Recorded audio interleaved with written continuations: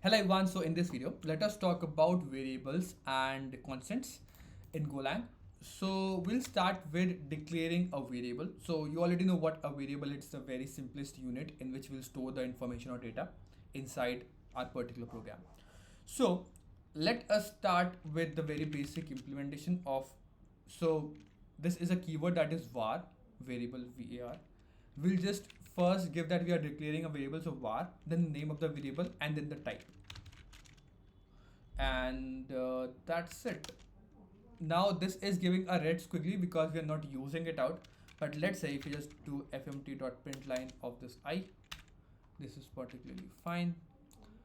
We have to also import this fmt package as well. So now what you can directly observe is that we have given var variable I, the variable name, and the type of that variable. Now we have not initialized this with any of the values. So whenever we not initialize this, it will automatically initialize this with 0.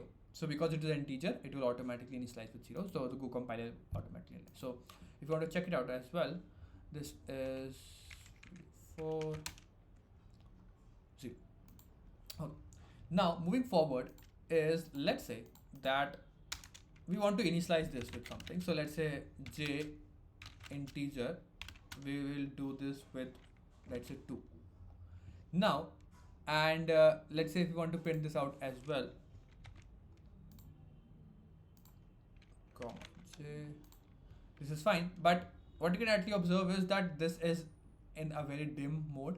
What it actually tells us that you can be like, this type comp can be omitted if you're initializing this with some value, because the compiler will automatically understand this is a 2, this is an integer. So you should not like this is redundant information. You don't actually need this information. That is also correct. So if you can directly just write down j equal to 2 as well. So if you have the information up hand, you can also like directly write down var j equal to 2.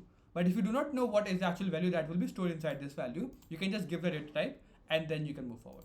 Got it? So these are two other things. You can also chain the values. Let's say that you want to like map k and l. So k and l you can directly give. Then the value of them is, let's say, directly 5 and 6. So you can directly print it out as k and l.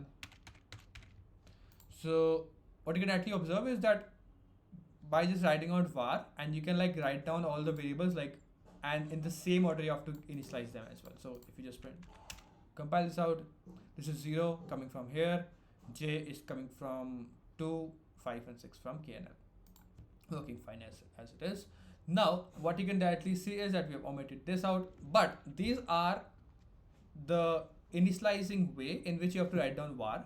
There is a very simple way of initializing variables now, in which what you can directly do is that don't write var as it is. Just write down the variable name. That let us name it as a. Right, give a this colon equal to, and whatever value you want to initialize it with, let's say 10. That's it. So what you can directly do is that the compiler will automatically know that this is a symbol that which you want to assign this particular value to this particular variable, irrespective of what the type is. Okay, in this type you have to initialize a type. Okay, so if you want to initialize a variable like this, if you don't know the value, you can initialize it with this. But if you have the value or anything and you don't actually write down this var or anything, you can just write down this colon and is equal to, and that will directly just use this value and put it inside this variable. That's a very simple way. And just give it a as well, that will be used as well here.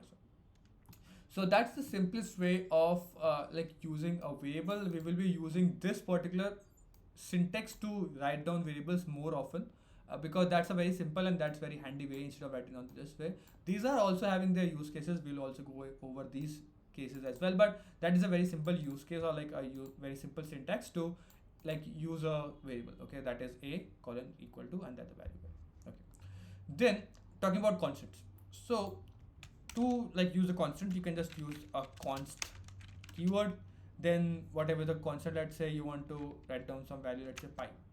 So pi, and the value of this, that is, let's say 3.14. That's it. So you can write down like, you can write down constants here, and then you can, let's say you want to print out the constant. So fmt.println and pi. Okay. So why are constants required? We will also go down later half in this particular series. But constants are generally used in which we are using the same value again and again repeatedly. Then you can directly create a constant and then use that instead of like just writing on the same value and again, because now changing out this value is very simple. If you're using pi and if you want to, let's say, change some value, let's say to, let's assume to pi value equal to, let's say 4, let's 43, let's just assume, then you can directly just change here and all the values of pi will be changed automatically instead of like just changing out at every place. And this is all, like this value cannot be changed anywhere during the compile time. Okay, this value can be changed because these are variables, but constant whenever declared, it cannot be changed anywhere else. But if you want to change it initially, then you can directly just change it at one place and all of the places will be changed automatically. You don't have to change it at every place. Okay, that is how constants are generally used. If you have the same value, just declare it somewhere else and just use it from there as well. Let's just done this out last time, and you can see that it is printing out the constant value as well. That's the overall idea of how variables and constants work. I'll see you in the next video. Till then, if you like this video, go hit the like button on this particular video. Thank you.